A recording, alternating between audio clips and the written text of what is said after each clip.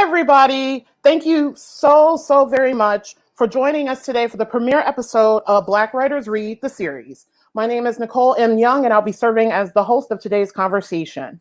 A continuation of the momentum generated from the Juneteenth edition of Black Writers Read, we here with Valley Society were proposed with turning this into a more regular event. While the event back in June was a very special occasion, we wanted to do something a little bit different for the monthly series. Each month from this Facebook page, we will broadcast live an episode that will feature an invited author who will share some of their work and then engage in a discussion with the show's host, which will be one of the members of Valley Society that you'll be meeting today. Our lineup ranges in scope, genre, and places around the globe. Today's episode is an opportunity to meet current members of Valley Society. Here, we'll share some of our own work, and then we'll convene a discussion on writing while Black in today's America. At the end of our chat, we'll open up to our viewers for a brief question and answer session. If you come up with a question to our viewers during our conversation, please feel free to type it in the comments, and we'll be sure to address it at an appropriate time.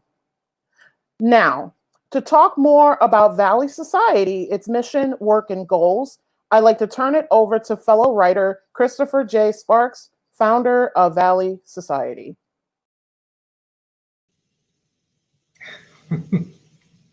It still makes me nervous, even though it's entirely online. So I think that Valley Society's purpose is really just to provide safe place for Black writers. With all that's going on, the need for Black space has been thrust into the center of the news. But I think that for quite some time, certainly here in New England, we need more spaces to explore how we express ourselves as writers, essentially. And our writing groups are a fantastic place to do that. Black specific writing groups are quite rare. And I think that it can only help us as writers, really, and as artists in general.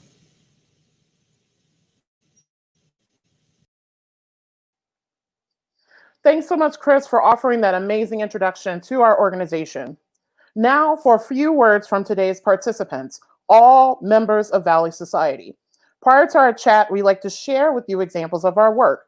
First up is Opal Gale. Opal is a Spanish and French teacher originally from rural Jamaica and is now based in Providence, Rhode Island. She's a recipient of the 2019 St. Bolof's Club Foundation Emerging Artist Grant. She is a member of Gallery of Readers, Valley Society, and Boston Writers of Color. She is working on a memoir, essays, and short stories. I am so glad to know her and also have her as a fellow member of Valley Society. So I'm going to turn it over to Opal, who will be sharing some of her creative work.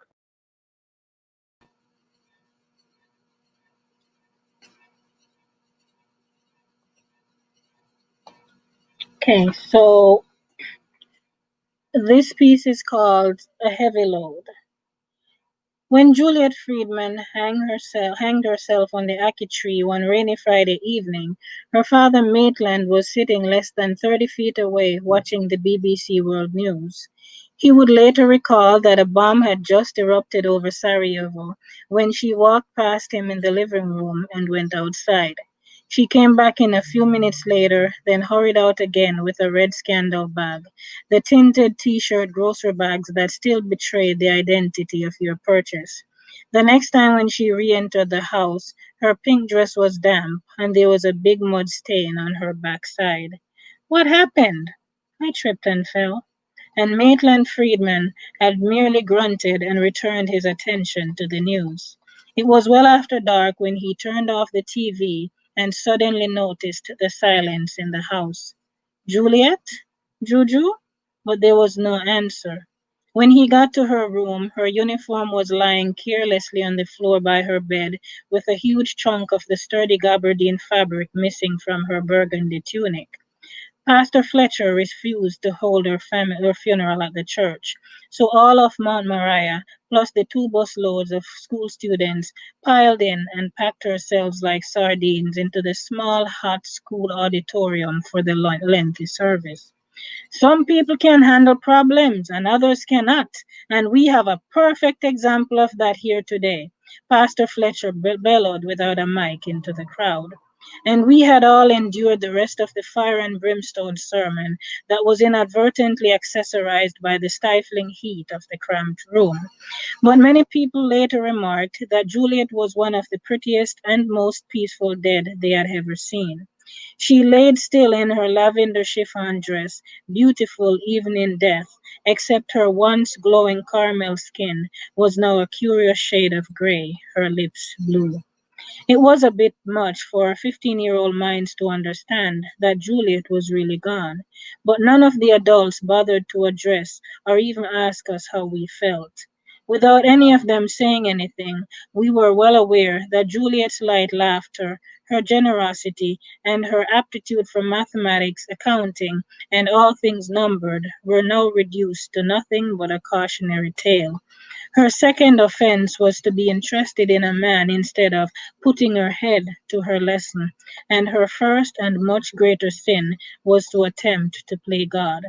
And so life went on, except no one dared to sit in her seat by the window in room 2. My grandmother Mum always tells us that God doesn't give us more than we can bear. But I couldn't help but wonder how heavy Juliet's load must have been. I thought back to earlier that Friday when she was still a girl, when we huddled together in class and read the Mills and Booth's romance novel that was carefully sandwiched inside of our Caribbean English reader. And after school, we were all waiting for the bus, Island Queen, at the bus stop by Mr. Ramdale's gas station. And that's when the argument started. You little bony girl, you're too fast, Maxine the seamstress was yelling. Before you go to school and learn your books, it's big man body you have your mind on. She continued what morphed into a disparaging soliloquy, and a large crowd formed. Juliet fell silent. I imagined she was too mortified to respond or even acknowledge that this even had anything to do with her. She had been seeing Jonah Dwyer, the much older gas station attendant, unaware that he was also the boyfriend of Maxine, who worked in the haberdashery around the corner, which was just down the street from our high school. Come, Julie. Her sister Vivian finally appeared, put her hand around her, and whisked her away. But by Saturday, the word had traveled to the school and all the surrounding districts that Juliet had hanged herself on the ackee tree by the side of her house.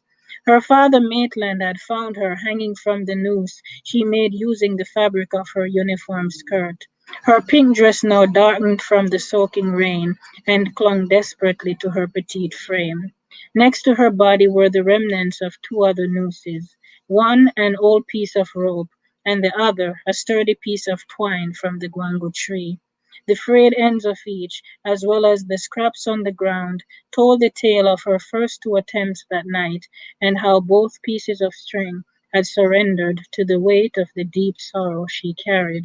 Tell Jonah I love him, and I will see him in the next world, was all the note said. Thank you.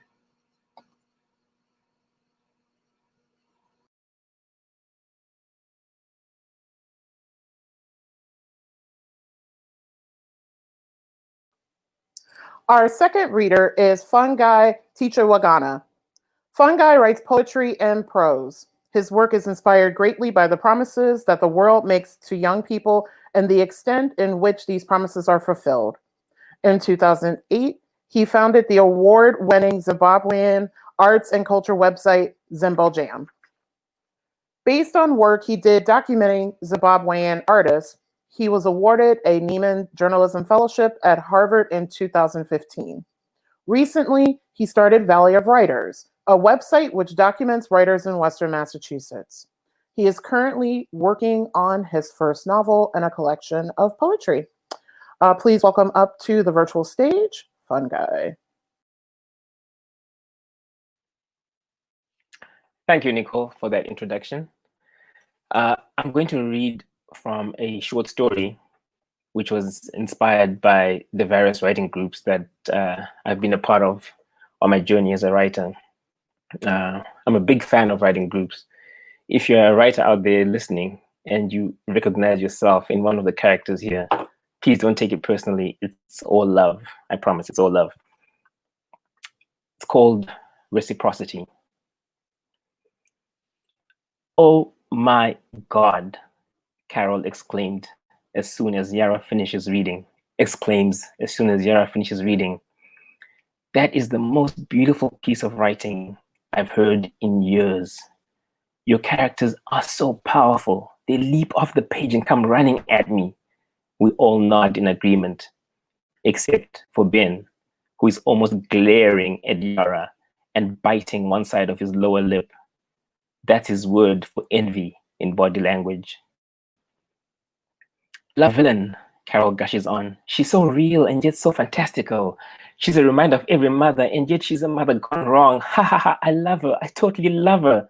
What a diabolical plan she's hatched. I cannot wait to see what happens next in your story. Thank you, Yara smiles. Yes, it's, Fran starts to say, but Carol is not done. Your use of language, Yara, floors me every time. You have such a gift with words. Like that sentence, what was it? Yes, I noted it here. She cooked best in the kitchens in her head. Ah, so replete with meaning. I cannot get over it. The kitchens in her head. Oh my God, I wish I had written that. So rich, so rich. Fran and I exchanged glances, and I am one careless sentence from a bout of laughter. Yara has stopped smiling now and glances uneasily round the room as if asking for someone to interject and save her from this gush fest. We avoid eye contact by focusing on Carol. Who are we to interrupt such enthusiastic feedback? We will let her talk until, oh, she's done. Surprisingly, she's now beaming at Yara as if she wants to eat her up. Yes, Fran comes in finally. It's an interesting twist in your story there. I didn't expect her to welcome the daughter-in-law like that. You've set it up to fall apart in a very dramatic way, and I want to keep reading. There's a chorus of nods, and two more people come in with comments before we move on to the next member of the writing group. It happens to be Carol. After that masterpiece, I'm not sure I should even be reading, she begins. I don't think my characters have chemistry. It's a love story, but I don't feel any sparks between them. She flips through the pages on her lap, and I'm thinking, just read the damn thing, Carol. Ah, yes, her face lights up. Here's a section that I think is good. I'm actually very happy with how this turned out. My fingers curl around the edges of my laptop. Let's move it along, Carol. We're running out of time here, and we still have 3 more people to read. Fran catches my gaze, and I know she's thinking the same thing. Okay, Carol says, I'll read this bit. But remember, it's still a draft. I'm not done with it yet. There are still so many things I need to fix here. I swear I am going to explode. I fight the urge to reach over and yank the papers away from Carol so I can read them myself. She does this every time. Spends 5 minutes laying the groundwork for low expectations. Can she just read? And I'll end it there. Thank you.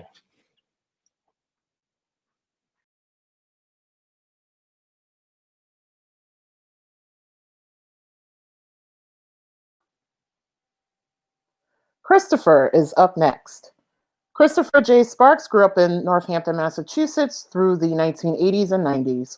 While he was always written, Christopher never considered himself a writer. Chris's parents met at UMass, from which he graduated in 2012, and where he works today. Christopher is the founder of Valley Society and is a member of Straw Dog Writers Guild. Let's bring on Christopher J. Sparks to the virtual stage. Back again. Fungi, thank you for that writing. That was a really incredible piece. I sort of wondered if we're in the same writing groups because there were so many things that were similar to my experiences. In any case, my piece is called Asylum. It's 2 pages, which is long-ish for me in terms of poetry, but I think I am going to stick with reading it twice through, simply because It can be hard to follow my writing sometimes. Asylum. Slick beneath my sweatshirt, my back to a brick wall, the mechanical wheezing of a loose oil pan under the patrol vehicle that orbits every 45 minutes fades into the distance. Out of the shadow of a building, mid-step, light strikes me from behind, caught. Heart pounding, turn slowly, the moon wild above roofs, sharp and silhouetted against blue light. Toes on shards, hands outstretched to steady. I peer through a diamond hole in a door. The building's breath is concrete cool and choke heavy of stilled water memories stuck, soured in tunnels. It is still as a tomb and black, like where you hide yourself when it hurts so much it startles and you can't even find the words. Shaking, eyes and hands open in black, like places no one cares to see. Black that is not an apology, that is fragility, that is your alibi.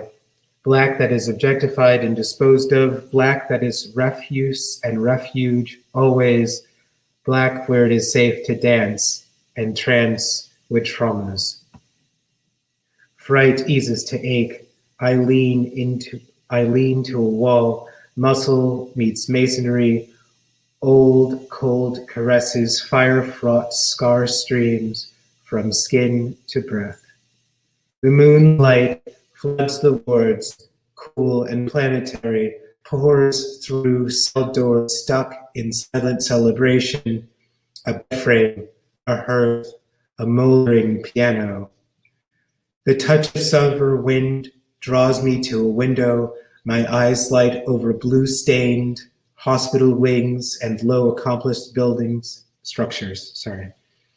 Wrought gentled labyrinth rising out of blackness, speckled with fireflies like spilt stars. That's the end of it. And I'll read through it again, hopefully a little bit smoother. Asylum. Slick beneath my sweatshirt, my back to a brick wall, the mechanical wheezing of a loose oil pan under the patrol vehicle that orbits every 45 minutes fades into the distance. Out of the shadow of a building, mid-step, light strikes me from behind. Caught, heart pounding, turn slowly, the moon wild above roofs, sharp and silhouetted against blue light. Toes on shards, hands outstretched to steady, I peer through a diamond hole in a door. The building's breath is concrete cool and choke heavy of stilled water memories stuck, soured in tunnels. It is as still as a tomb and black, like where you hide yourself when it hurts so much it startles and you can't find even the words. Shaking, eyes and hands open in black, like places no one cares to see. Black that is not an apology, that is fragility, that is your alibi. Black that is objectified and disposed of. Black that is refuse and refuge, always. Black where it is safe to dance and trance with traumas. Fright eases to ache. I lean to a wall. Muscle meets masonry. Old, cold caresses. Fire-fraught scar streams from skin to breath. The moon's light floods the wards. Cool and planetary pours through cell doors stuck in silent celebration. A bed frame, a hearth, a moldering piano.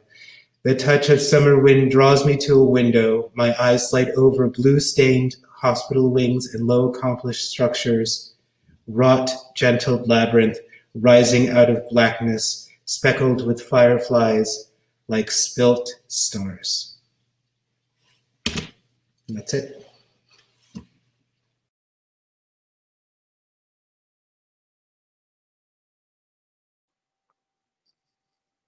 Last but definitely not least is me.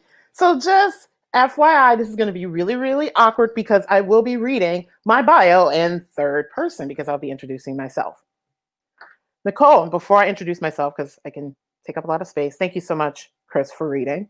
And Opal and Fungi before we get into our conversation, because once I'm done reading, we're going to launch, we're going to go right into it. So y'all get your tea ready. I have mine here. Get your wine ready because we about to go there. So just get ready. Get ready for the journey and the train because we ain't leaving nobody behind. Nicole M. Young is a performance poet, playwright, event producer, educator, and nonprofit manager originally from Detroit and now based in Northern Connecticut.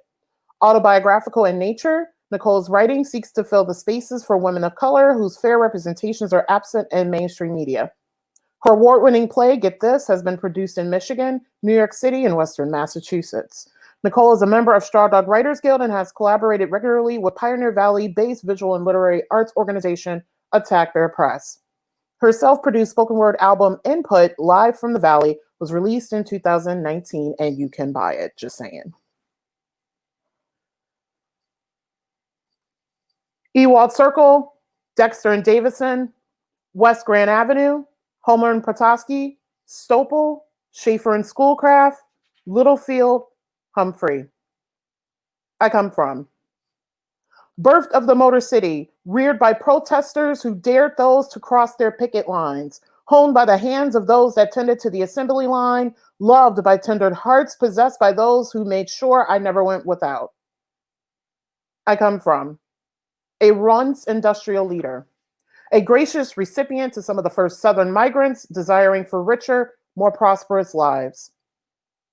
I come from a recognizable music mecca, the mother of house and the Motown sound, a refuge for those longing the nurture and care needed as they departed performance spaces that permitted them to play, yet prohibited them from resting weary bones after a hard gig, or even enter the same entrances with their kin of a lighter skin. I come from an Afrocentric education, one lush with lessons abound of the ancestors that paved the way for me to be more than brave. Their hands, hearts, and minds laced the seams with platinum wisdom, ensuring that I didn't lack the knowledge needed to assure myself that this journey is worth taking as they fought hard to open doors, providing more opportunities for me to soar, even beyond the intentions of my own expectations. I come from a foodie's paradise, a tapestry of decadence to devour, a vast menu, one filled with delicious imported recipes, enriched with easy ways to appease a copious chunk of cravings. I come from a history. I come from a people proud of self-identity and their humble beginnings. I come from the greeting, what up, though, having countless meanings. One, whenever I hear it, even out of context, it sweeps me in its safety. I come from a love, one that my family grew knowing of the wealth they could leave behind. I come from the place that made me me, the me that stands before thee, flawed, yet even more sure that the world needs to hear from the little girl who was once silent, yet grew up to hold her own. Now, on to our conversation. I'm going to go ahead and bring up my other fellow members of Valley Society. Bear with me one moment.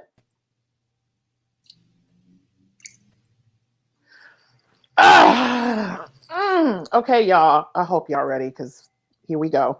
And this is going to be about like 25 minutes of the turn up. So I'm going to pose the first question to the group. And then for people who are watching, note that the conversation that we're going to have today is very organic. It is literally going to be similar to the way in which we run our meetings. So we are letting you into our space, which is a huge privilege. So get ready for the ride. So I'm going to start us off with our first question. Living and creating during Black Lives Matter. As Black writers, what does it mean to write during this time? What is the task of our words? What do we expect of and from ourselves as culture contributors and commentators? Who would like to start us off? I think that I've been drinking tea since about an hour ago, and I think that I'm ready to start this conversation. What's in your tea? Yes. Yeah. Did you say T, Chris? I didn't. So I think the demand is work hard. Frankly, I think the demand is be right. I mean, you know, we're not, none of us in this group you would consider old per se, but we're certainly not as young as many of the protesters who are putting themselves out on the line on the street consistently. And it's, you know, we do have, as certainly as we're approaching middle age, a clearer understanding in some ways in regards to how we're bound to our ancestors and our ancestors' experiences. Like that gets awfully clear between, you know, the ages of 30 and 40 and 50. So, you know, if this is going to be our medium, if this is going to be our canvas, you know, that's great. But, you know, we better put out for real, because this is, you know, whether it's the news and the portrayals of how disposable Black lives are and have always been, or whether it's our peers and certainly youth who are very energized in making things happen. You know, it's just clearer and clearer day by day, newscast by newscast. You know, it's time to step up. That's my responsibility as an artist. That's the way that I feel about it. Ironically, I started. Sorry, go ahead, and then I can respond. Yeah, I was going to say, I think when you represent a group of people that's underrepresented in a particular space, there is always the pressure to be the conscience or the voice of conscience for that group. And when something like Black Lives Matter happens, that pressure increases, right? And the pressure comes in the form of expecting a singular writer or a small group of writers to be representative of a broad spectrum of feelings, thoughts, imaginings, etc., right? Which I think is not, is an unfair expectation on a single writer. And I'll give an example. I'm from Zimbabwe, and when a number of African writers get agents and publishers that are international, the feedback that comes quite frequently is, I like this story, but it doesn't sound African, right? So there's an expectation of a story to be, to fit a particular trope or stereotype, and yet our experiences are diverse, right? And so I think for artists in a Black artists in a time like this, that pressure just feels so much more to write something that is deep, that is meaningful, and yet sometimes the very act of just writing, of publishing, of having a voice is the act of representing the expectations, the hopes that you have, and that maybe your family, your community have. It doesn't necessarily have to be a direct affront to the issue that you're facing. Yeah, and it's ironic that at least from the time I remember the Black Lives Matter hashtag being established, which was around Trayvon Martin's death, ironically, I started writing a couple of years before that, after being heavily involved in classical music and all of that, and taking a very long break in terms of art making. Because of course, with classical music, you have to replicate a certain thing. It's a very white-centric space, blah, blah, blah, blah. So my writing, as our brothers and sisters keep getting murdered, it has evolved, and my mission has changed significantly from my earlier writing, I centered myself as the protagonist and as the narrator because I was doing poetry. And then as I started exploring playwriting and also wanting to insert particular voices because my audience, given that my writing career was born in Western Massachusetts, was predominantly white and predominantly what they think of themselves as woke. So I had to start curating my stuff a little bit differently because, of course, if you're coming to the platform as a social justice informed writer, you have to find ways to inform your audience and then to hopefully transform your audience. So, for example, The Loud Black Woman Shall Speak Now, which is a piece I initially wrote in 2009, and I get invited places to perform it, and I have found a way to adapt it to particular circumstances. So on the album, it does one thing.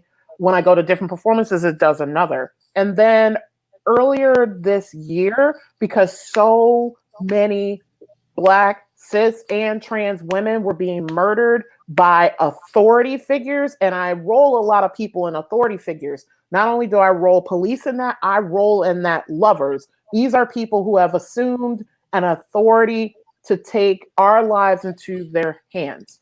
And I adapted the piece to include an honor and memoriam for these women who have passed, because I'm like, even when I was researching women to write about in this piece, many of the names I didn't know. And every time I go to update the piece, when I'm getting ready to perform it again, I have to add new names, and then I'm performing these new names. And of course, people ask me, they're like, I didn't know about this person. I didn't know about this person. I didn't know about this person.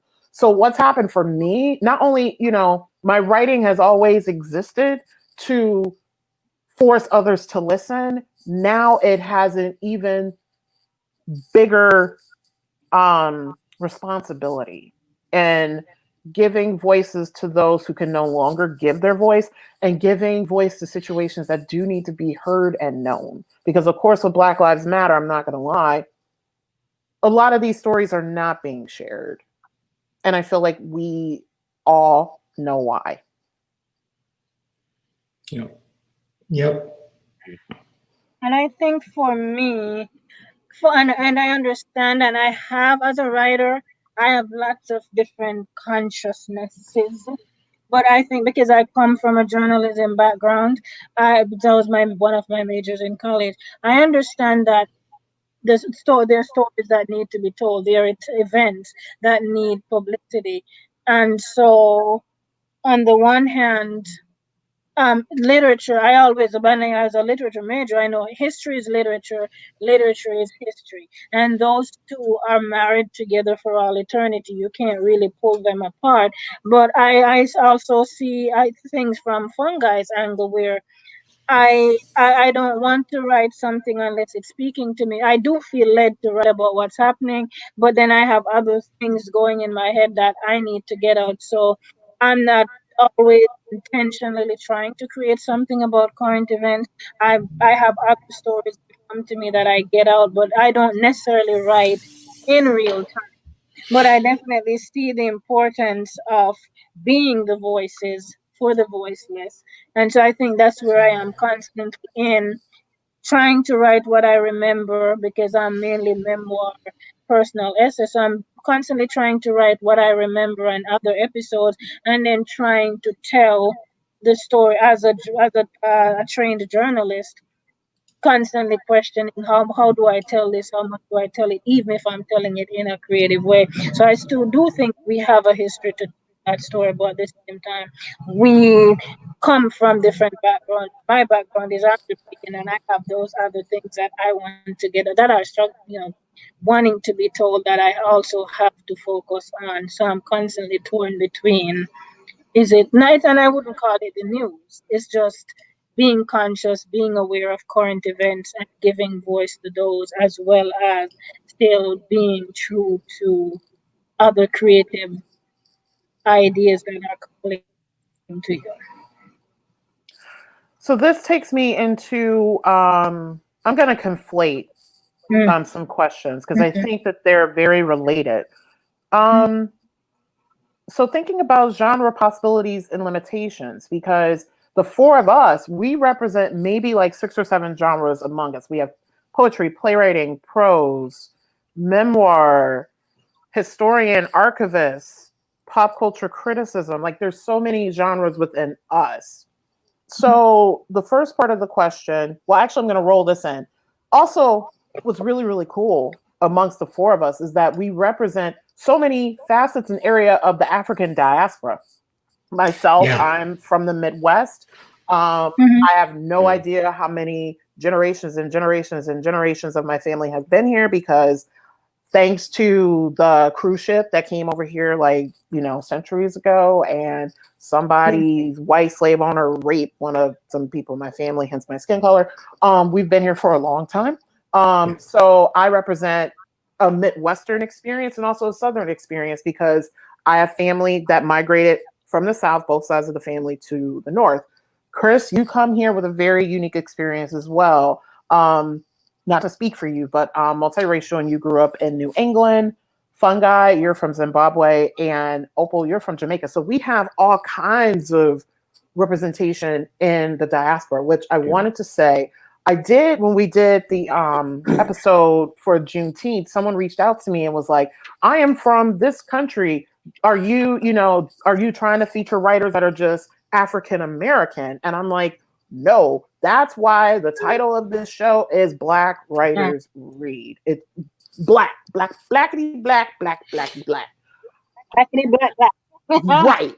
So conflating the two questions, what does it mean to write as a Black poet, Black fiction writer, Black commentator, Black journalist, Black playwright, Black historian within not only the context of existing in America, but within the context of being expected to represent your background?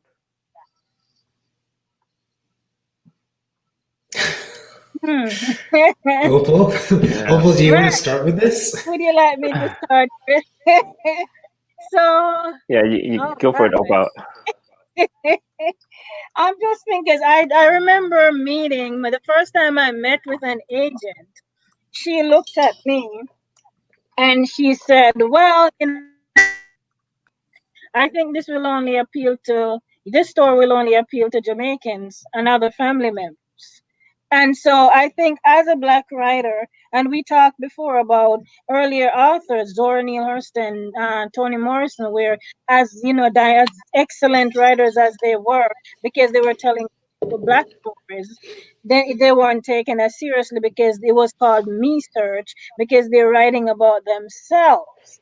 So I think what the struggles I have the similar situation with Fungi, where people are thinking that story is not Jamaican enough. It's like there wasn't a chicken crossing the road, so it's not a Jamaican story, or it's either it's not too Jamaican enough or it's too Jamaican.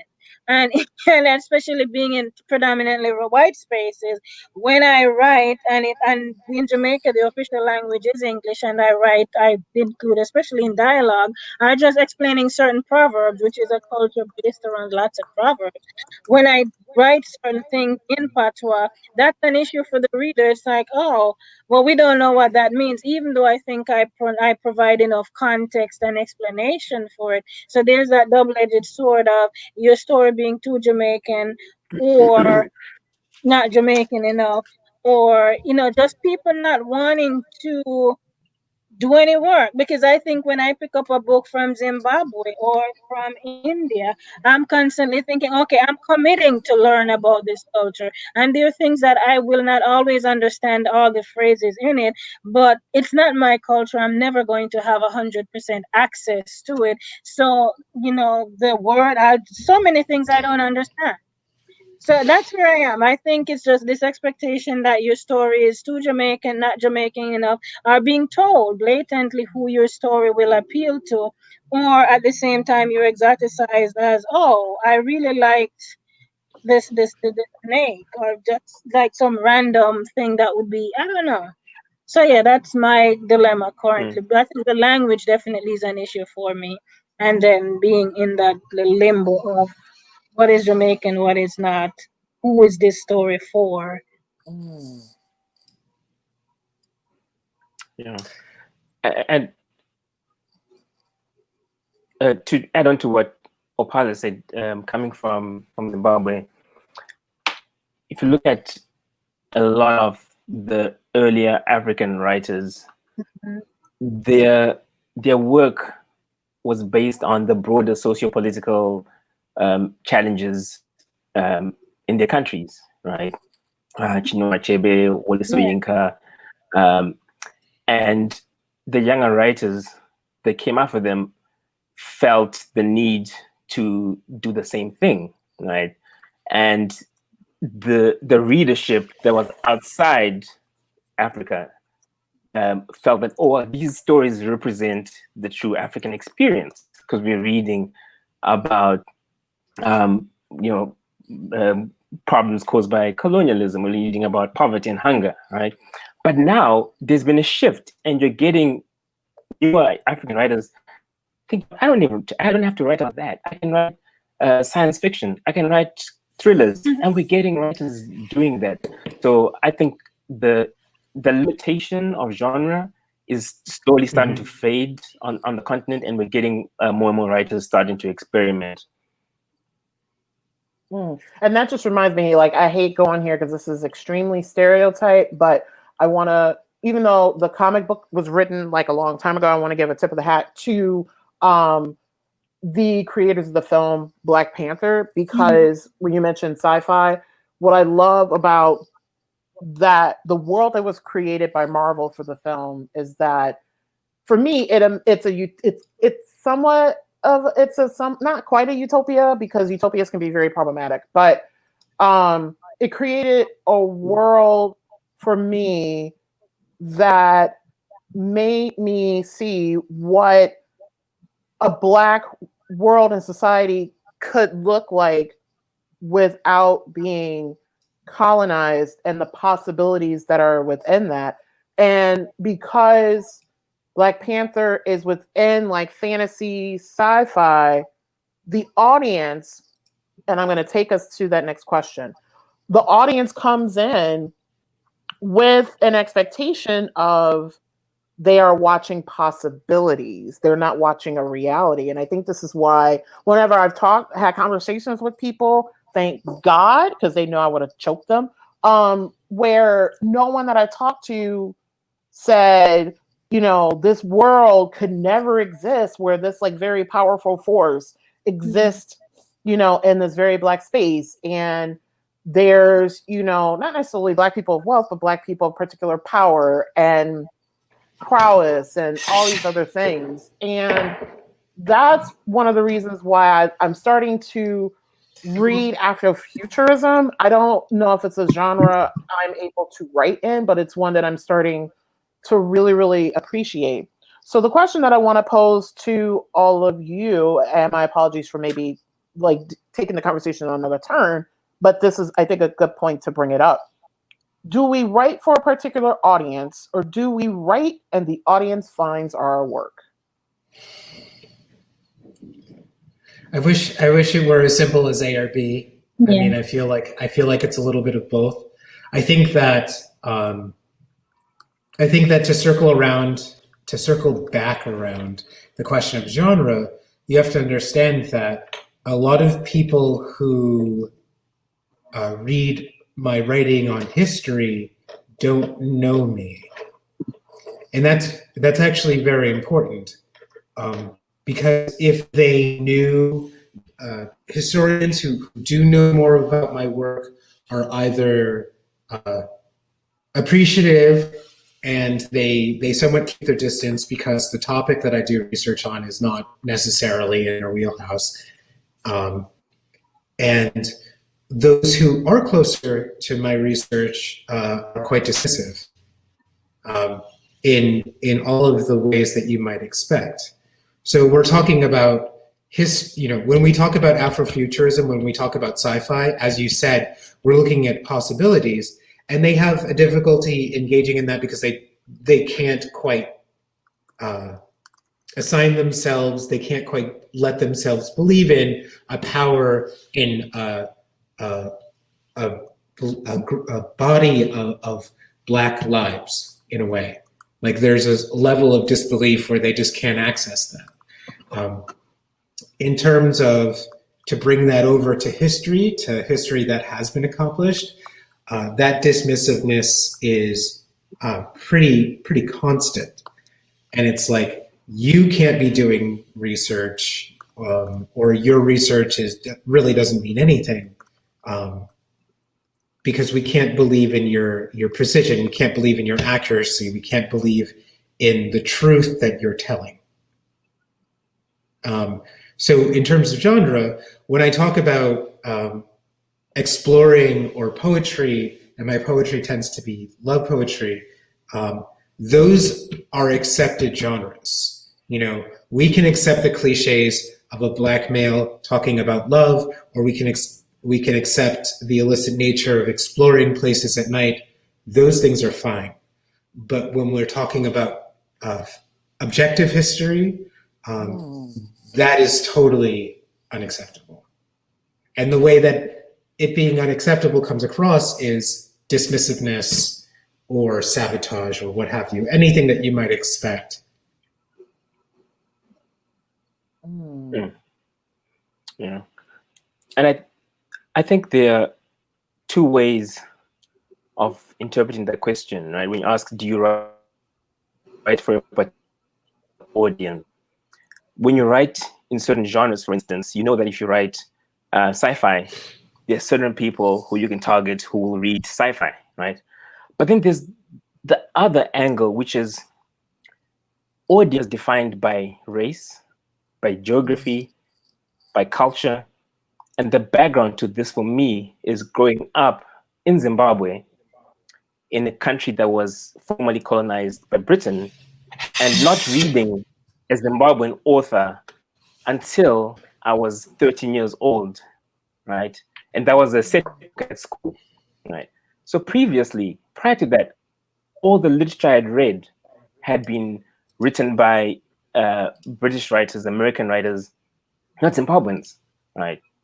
And I'm sitting in class and we're reading this story, and it was by Zimbabwean writer Charles Mungoshi, and it's a collection of short stories. I'm thinking, these are Zimbabwean stories, right? This is amazing. And now as a writer, when I'm writing, I'm thinking of two audiences broadly, right? One is other young Zimbabweans or Africans that I would love to read Zimbabwean and African stories, so that they are aware that, wow, these stories can be written and are worth being written, right? But I also like to write for writers outside that context, so they can see that, you know what, this is not a place where things happen in a particular way all the time. There's a diversity of experiences, right?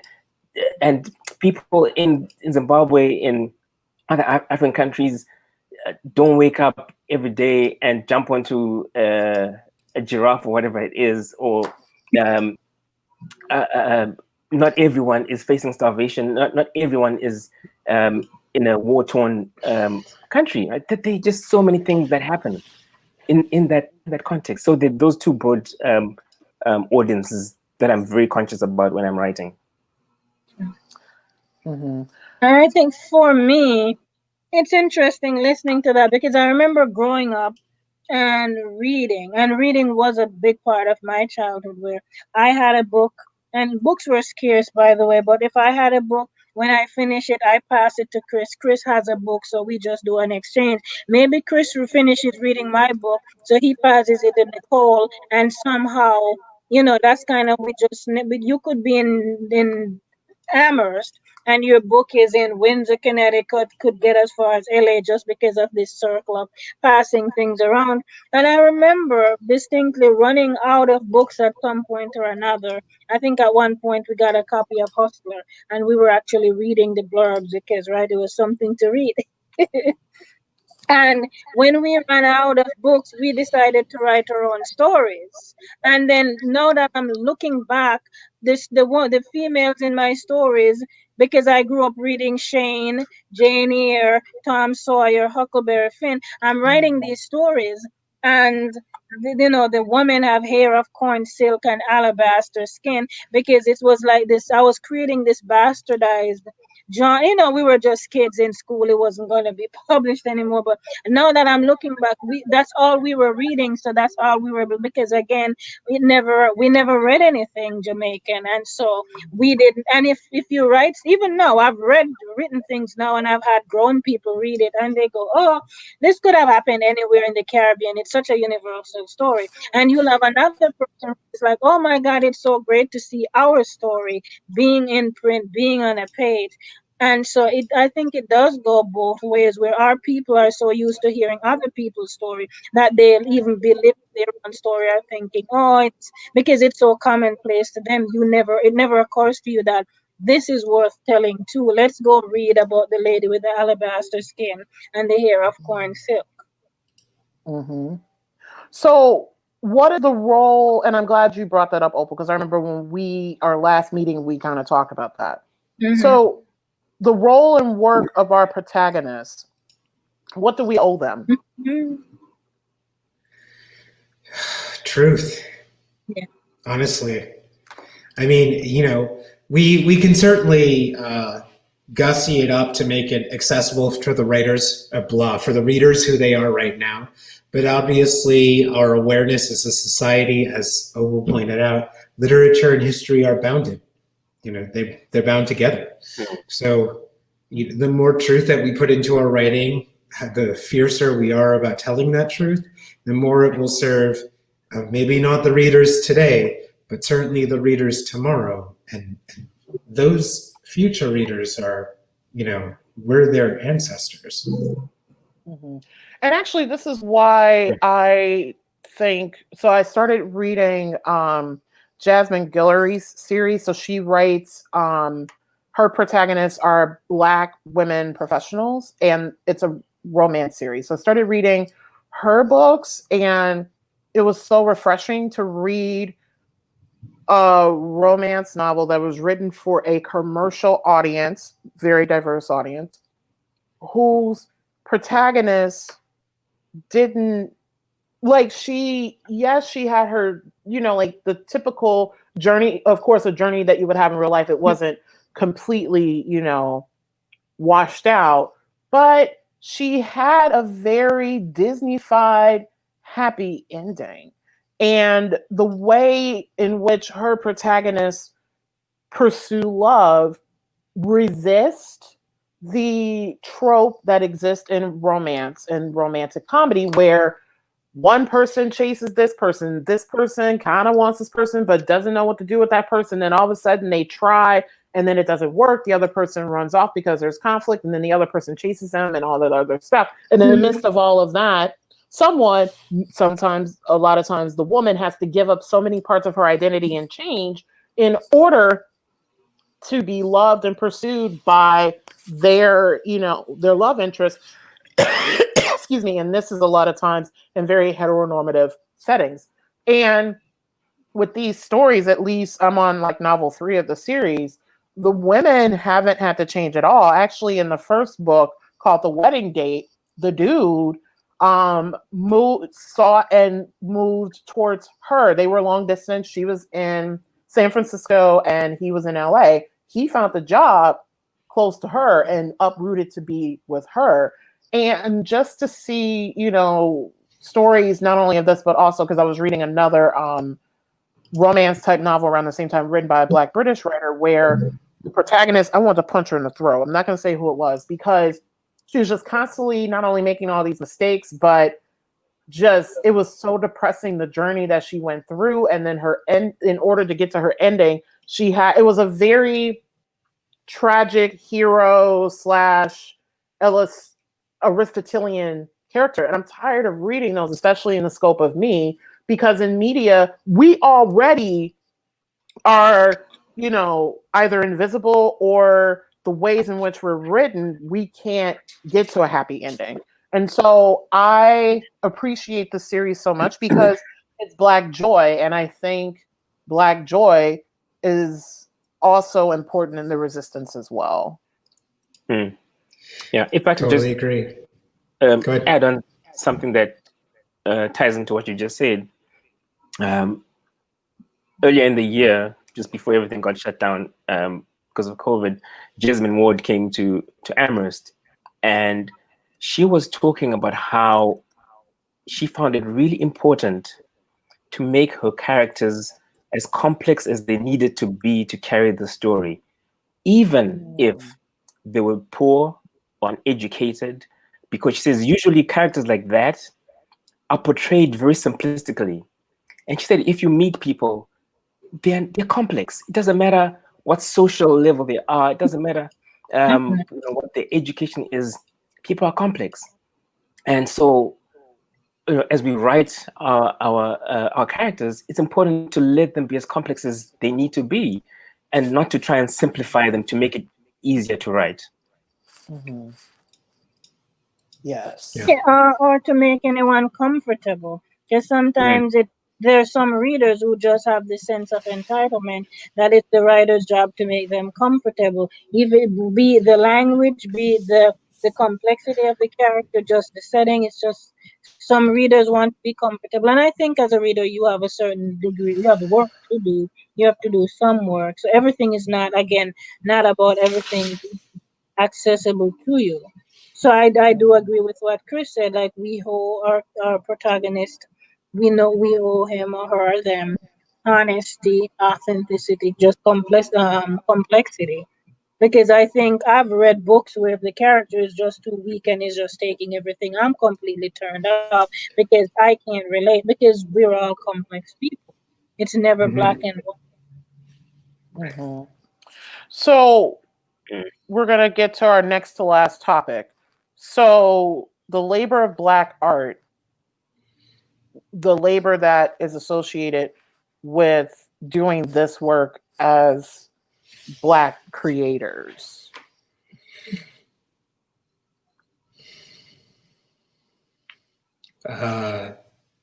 Yes.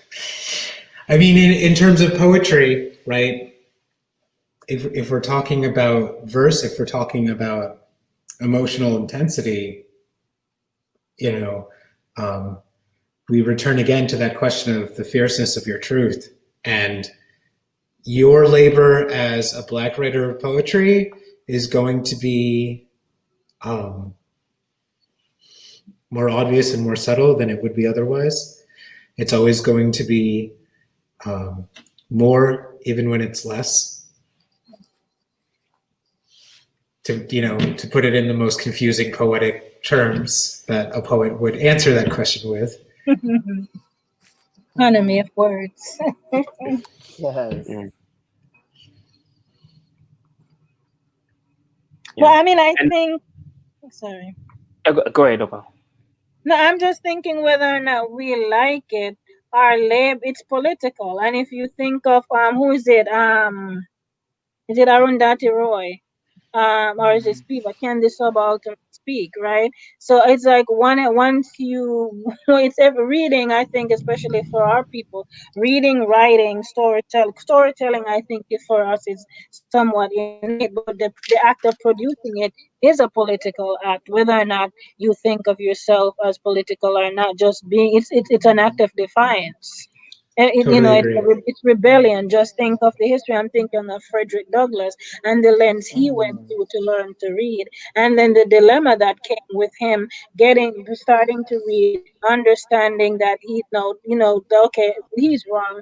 The slave masters are wrong. Even the way they're using the Bible to indoctrinate us is wrong. It's used as a tool of power, and here he is now trapped in his head. His mind is free, and now it's how the hell do I get my body out of slavery? And so what follows is everything going forward is political, this constant struggle to free Black minds, free Black bodies. And even sometimes we're told to smile. I mean, that's a violation of my body and my space to tell me to smile. But like these are subtle things that we're constantly up against. I think whether or not I want to acknowledge it, it is the labor, what we do, it's political. It's everything we do as artists, Black artists, is politically compromised. Hmm. True. And Yeah. for me, there's this labor of framing. Right? Mm. I spoke earlier on about how my early literary influences were Western, and that spread out across all media I was exposed to, right? So television, radio, all was primarily Western, media. And so when I started writing, the very first story I wrote was, and I was 12 at the time. I was like, oh, I'm going to write a book, and I wrote the story about a young boy who lived in America who solved Mm. mysteries, because I'd been reading a lot of Hardy Boys and Nancy Drew, etc., Ah, etc. yeah. Oh. Babsy And twins. I never once thought that the experiences that I was living were worth me sitting down and putting onto paper, right? And I'll give you another example. I did a lot of world, and the Japanese people and Germans were always evil. So as a little kid growing up and thinking, oh, maybe I shouldn't trust those people, right? And so when I start writing, I have to reframe this Eurocentric viewpoint that has been drummed into me over and over and over again, and say, you know what, I want to write a story about Zimbabwean characters that rings true to the Zimbabwean situation, even if other people won't understand the context, but it has to ring true to that situation, and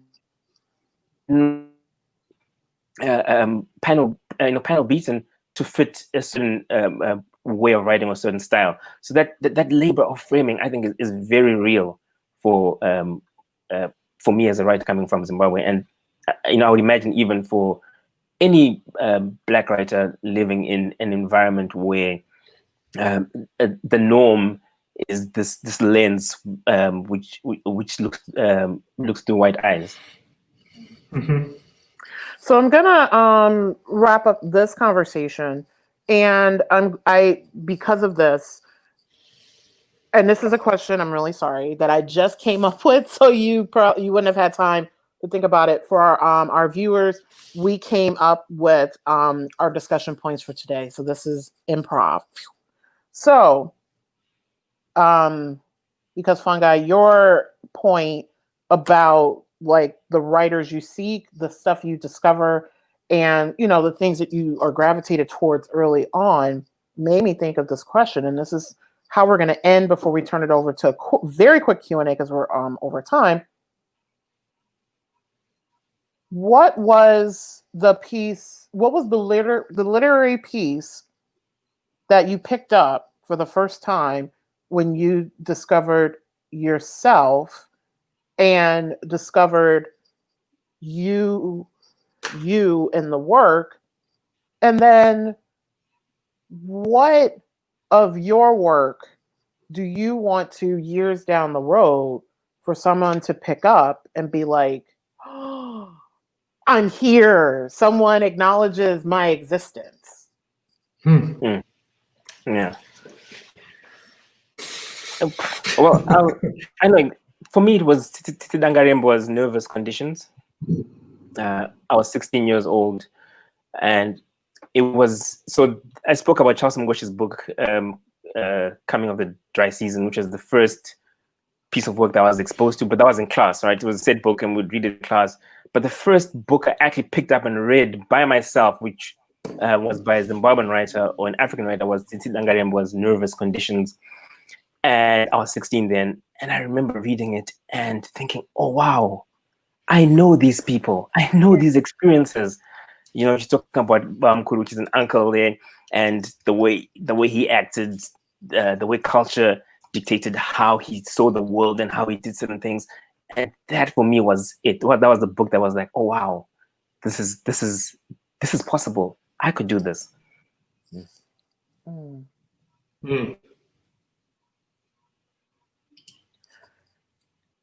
For me, it was Audre Lorde's A Litany for Survival. And this was in when I was doing my second master's degree at UMass in the early 2010s. And I stumbled upon it while watching, I was in a film class. I was in a Black women filmmakers class taught by Dr. Demetria Shabazz, who was amazing. And the final paper, one of the final papers were, I wrote a paper on the representation of Black women artists in documentaries. So I found the documentary, A Litany for Survival. This is the very first time I ever heard of Audre Lorde. I just started, Googling names and things like that, and she popped up. And I watched the documentary, which starts off with a clip of her reading A Litany for Survival. And I was like, oh, for those of us, like even just the opening, I was like, oh, wow. Yeah. And that's her work is my go-to now in terms of when I need to feel inspired, when I need to be reminded that my complex intersectional identities matter. I always go to Audre Lorde and A Litany for Survival of that. The piece that I want for people to pick up years from now, that's my work, and see themselves in it, is I actually wrote a piece kind of modeled after A Litany for Survival. It was named something else, but as it changed over time, I named it after Audre, because I think the piece is very influential. And it talks about, it centers a young woman and the young woman growing into the footing of herself. And so, yeah, that's the piece that I hope that people find years down the road and be like, oh, I finally see myself in something that everyone has access to. Yes, interestingly enough for me, the piece that pulled me back to myself was, even though I say I don't write poetry and I leave poetry to you adults, I always say that, but it was a book of Jamaican poetry called Jamaica Lavish by Louise Bennett. And I posted recently one of her poems. And she's quite capable of speaking Queen's English, as whatever you call it, proper English. But she writes most of her poems there in Jamaican patois, and and it was reading that and realizing, wait, my people are funny and complex, and we know how to laugh and make fun of each other. And Jamaica being a former British territory, there's so many instances in Jamaica where this is a straight comedy of manners. It's like this one guy, and they're poems but they're stories, and the one guy who went to the States and came back, and he didn't have an American accent, and he was being ridiculed by the whole town. But then there was another poem about a guy who went for like 2 weeks, not long enough to catch anything, came back, like seemingly having forgotten the Jamaican patois. So reading that, I'm thinking, wait, my people are funny, and these are stories worth sharing. And if you read it and understand it, they're actually funny. So I just discovered that, wait, we have stories that deserve to be told, and both my people and other people can enjoy. I think the piece that I have, I guess maybe to date, is my biggest accomplishment, is my memoir manuscript. And so I think that is a protagonist who is often authentic. She's honest, she's complex, and she showcases both, the agony and ecstasy of being Jamaican and then moving to the States and getting into the African diaspora, and then traveling to Europe. I don't know, because again, talking about people and their complexity, but I think that is something that gives a sense of place. And I think that's the piece that I think I would like to leave with the world. Great. Well, I would say for me, I really had two literary awakenings quite a few years apart. Of course, when I was in high school as a teenager, so obviously I went to Northampton High School, which is on Elm Street in Northampton. Mm-hmm. And I think it was as a sophomore, my English teacher, Mr. Colgan, had us read, poetry, and I read "The Moon and the Yew Tree" by Sylvia Plath, and it was, and I've been nocturnal for a long time, and I didn't realize that was a thing as a teenager. So this was the first poem about night that I really read, and it was obviously it was very important to me. And the poem that I just read to you, Asylum, is actually a response to The Moon and the Yew Tree, and hopefully it'll be done soon. Because it is very serious, it is very dark, but it's also very beautiful in ways. But most importantly, it focuses on blackness, which is the black of night as well as the blackness of skin, which Sylvia and her peers, they kind of had a very Ivy sort of education and experience. So when the confessionalists, are talking about things that are very dark, it's coming from a very white perspective, and their lives were very bound. But in the 50s, the experience of my ancestors in the 50s was rather more severe than theirs. The Second Awakening was certainly the release of James Baldwin's collected works, which is a Bible, and a damned overwhelming Bible to have. Just like, every time I reread that, it's like lightning strikes me, and I'm just like, I don't know what to do anymore. Like, I can't think in words. My long-term work, which is called Minotaur, which sort of works out a system for hopefully helping to articulate the situation of your perspective. Hopefully someday that'll be done, and that's sort of a response to that. I'm more functional, so I'm like, these are the pieces that I need to do. Yeah, someday it'll be great. Did you retitle Asylum? Did you retitle Asylum from Caught? Is that you retitled it? Yes. Yeah, okay. Gotcha. Just confirm. Yep. But in switching the sections around, Opal, since we're to talk tech about that. Yeah, no, I do. It didn't occur to me, but I do love Asylum. I love the title. So in switching the fireflies section to the end, that stars like spilled fireflies, that really brings it around to the asylum thing, and it doesn't force me to go with state hospital in the title. All right. I like it. It's getting there. And just FYI for people that are joining us in this conversation, which we tried to replicate how we chat in our meetings. We close out each session reading and sharing our work, and then we offer each other feedback. We, of course, shared our work first because it gave you an opportunity to get to know us. So before we wrap up, I wanted to open the floor to our viewers to pose questions. So we have time for about 2 to 3 questions. If you would like to pose a question to us, please feel free to type it in the comments field, and we will address it accordingly. Any questions yet?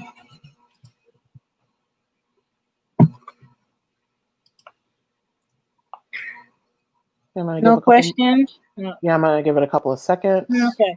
What I thought was interesting while we wait on questions, I thought it was interesting when you mentioned Wakanda and how the part of the appeal for that was that there was a possibility. What was the time you used that it was a story of possibilities. It wasn't reality. And so I don't know. I not this is not for you. I just thought it was interesting as far as reception, because I remember getting in an argument with a white classmate in college because he thought there would be the Cosby Show was not realistic to have a lawyer and a doctor married, living in New York and having well-rounded children.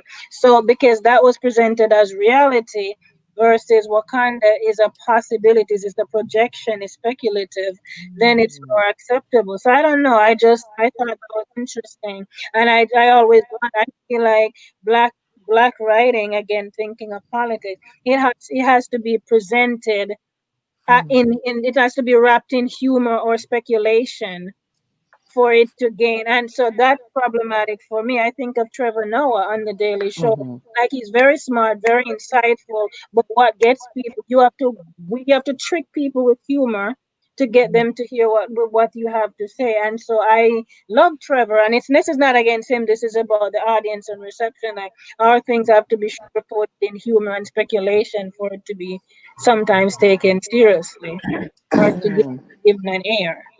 Mhm. So we do have one question that came in from our audience, and I'm gonna hopefully she doesn't mind me shouting out her name because she's my bestie, Dr. Markeisha Don Davis from University of Hartford. Ah, Yes. So many of us know her. So the question that she poses is, and this is to all of us, what are we working on now? I'm working on Minotaur, which is the thing that I just talked about. It's taking forever. It's really long for me. So I think that Minotaur is so it was originally a 25-page paper for Feminism 800 class at UMass with Professor Quickshanks. I think it's probably at 50 pages now, and there's still a lot of theory that needs to be poured into the final third of it.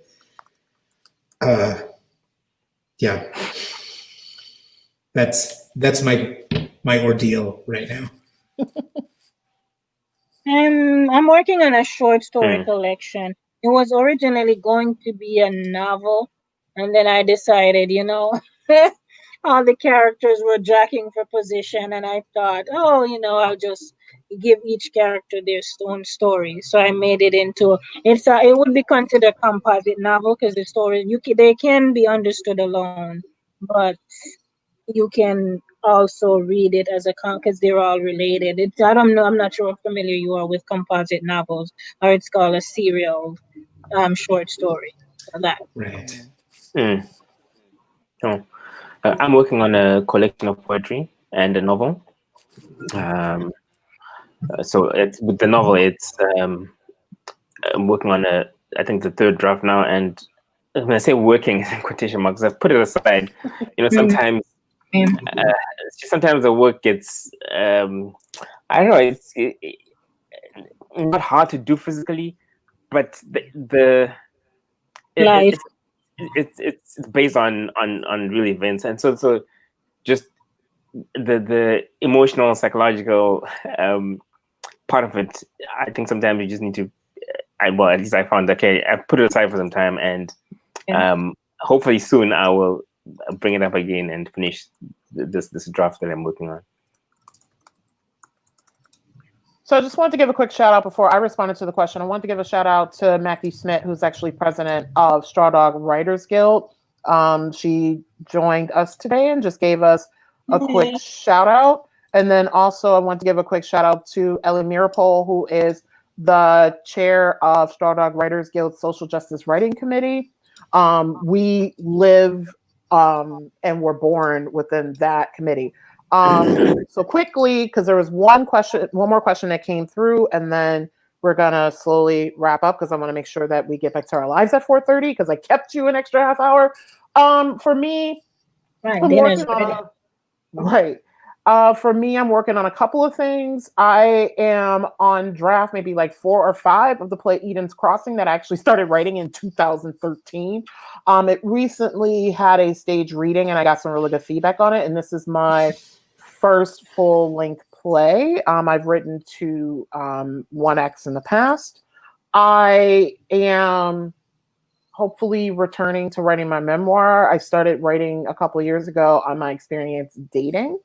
And then the last thing I'm working on, and I know some viewers are joining us from it, with Attack Bear Press for the past like 4 or 5 months, I facilitated a writing workshop series called Locating Me, and it was for writers of marginalized identities. And from that 10-week workshop series, we are compiling works from it to publish and release a chapbook.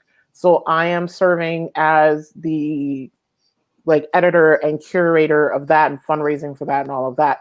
And then just want to put a plug in for myself. I am still selling copies of my album. You can visit my website, which I said earlier in the chat, that via Valley Society's Facebook page, I'll be sharing our individual websites and other projects, including Fungi, who is one of the founders of Valley of Writers, which is an amazing resource for everyone. The last question, and I want to give a shout out to my colleague, Christine Rose, who is with Bard Micro College in Holyoke, which I'm excited for classes to start soon. Do you have a writing ritual that helps you stay inspired and motivated?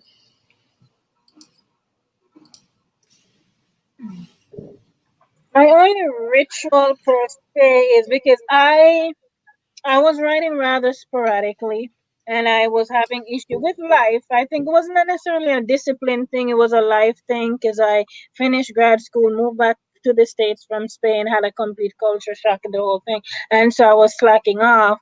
And my friend Ernesto, who is he was in an MFA program in Tucson, Arizona.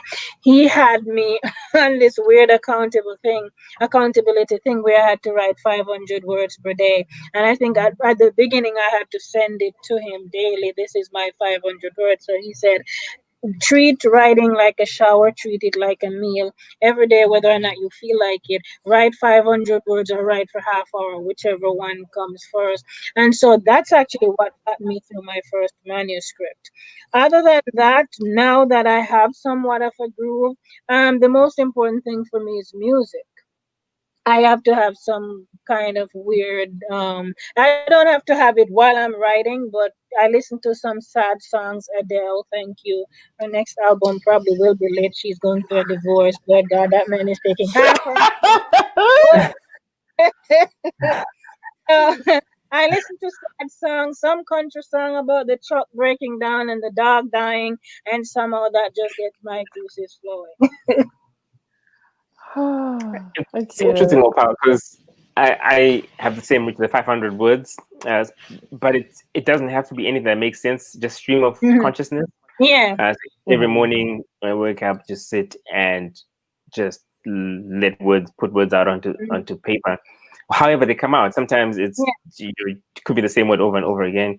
And I started this when I read this book, The Artist's Way, and a number of years ago by Julia Cameron. Yes. Okay. She called it The Morning Pages. And the interesting thing that happens is that sometimes that stream of consciousness writing becomes a poem, a story. The novel that I'm working on actually began that way, where just this character started forming and it all came together. Do you set a timer? For the 30 minutes. 30 minutes of writing. Wow. Yeah. So I just started the 30 minutes of writing, or 500 words. So the new requirement is 500 words a day, which takes me about 30 minutes on a slow day, which has been working. I had been setting a requirement for myself, an hour or more of writing, and I'm afraid that just didn't work out with my schedule. So once I brought it down to 30 minutes or 500 words, really, it got a lot easier. I have yet to start doing the music thing, and I should. Certainly, I know that certain pieces have a certain soundtrack, and I think that would be really helpful for me. But basically, it's sort of essential that my bedroom be clean, even though I don't write in my bedroom. Like, it's always an obstacle for me to write if I can't go to bed and everything's going to be okay after that for some reason. It's just a weird psychological quirk that my bedroom has to be clean in order to focus on my writing. Otherwise, I'm going to be focusing on what's not right about my room. Mhm. And I'm glad I'm going last with this question because I don't have a ritual. My writing process is a hot mess, and for those who know me very well, my life is a little chaotic. So trying to find time to write, it's literally usually I'm in my car driving, an idea sparks. I'm like typing, not driving and typing, but typing like in my notes field on my phone. A lot of my writing in the past and actually now is inspired through journaling.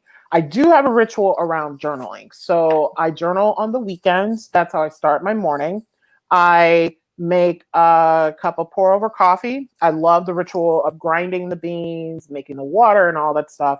Then I'll turn on some music and then I journal. And my journal entries, the prompts are usually how did my week go? And a lot of times in those prompts, I write about dreams that I've had, which recently, if you've been in my mind, you're like, what the heck is going on?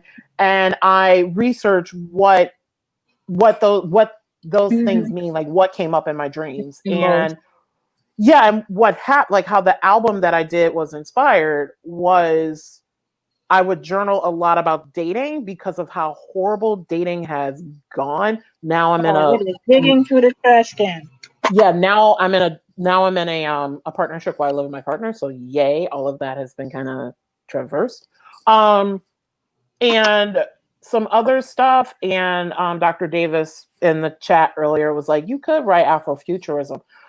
I might explore that because a lot of my dreams kind of take on that kind of world. So I might take a look at some of my dreams and see if my dreams can inform that writing. Yeah, So, check out. yes. Sorry, I was thinking, check out Marlon James's Black Leopard, Red Wolf. I mean that as far as world building, it's both African mythology versus meets Afrofuturism, and it's. I mean, it's wild. He was high when he wrote that, but I think that's something worth looking into. Oh, thank you Black for that. Leopard, Red Wolf, Marlon James. He's Jamaican, by the way. Yeah. Sweet, thank you. And so on that note, we're gonna say goodbye to Chris, Fungi, and Opal, and I'm gonna close us out. The connection seemed to be breaking there, at least on my side. I don't know if that was the Okay, same. yeah. Yeah, I'll just repeat what I said. So I'm actually getting ready to wrap us up. So I'm actually gonna thank you all for joining us. And next I have some stuff to share with our lovely audience in terms of the future of the series. So bye guys. Bye. Thank And you. then I have some stuff to share. Thank you. Bye. Thanks for it. Thank you for Wow. watching. Bye-bye. So we are extremely excited to announce the remaining season of Black Writers Read.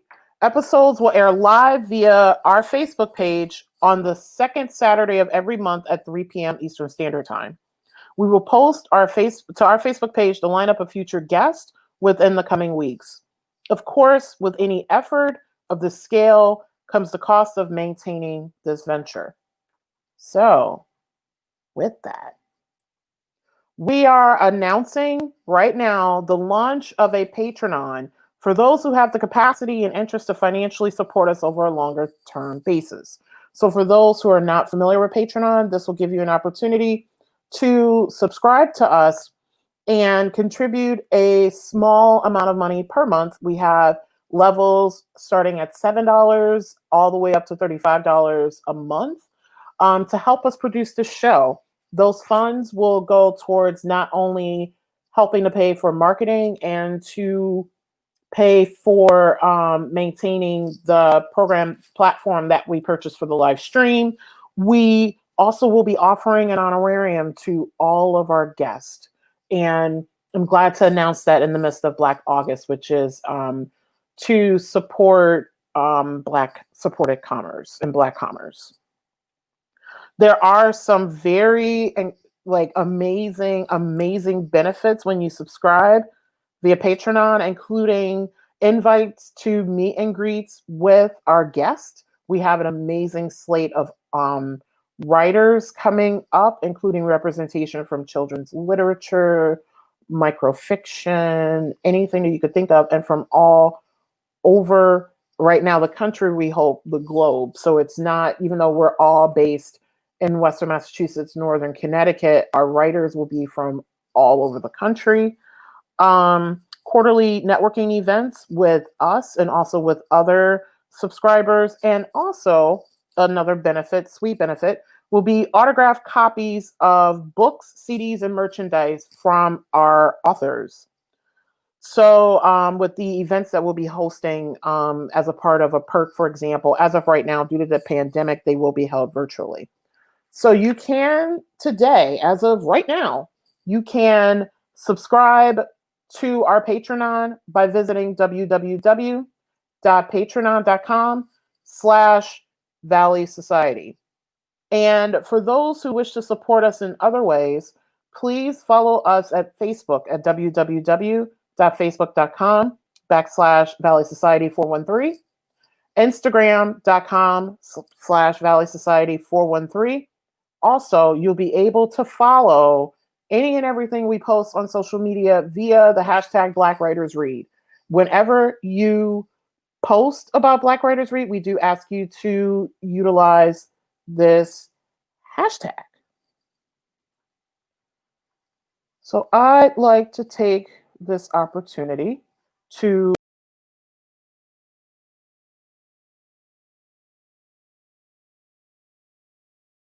of this afternoon's chat, and for allowing us to be with you for, because the actual series is going to be an hour. Today's chat, we ended up going like a little over an hour and a half.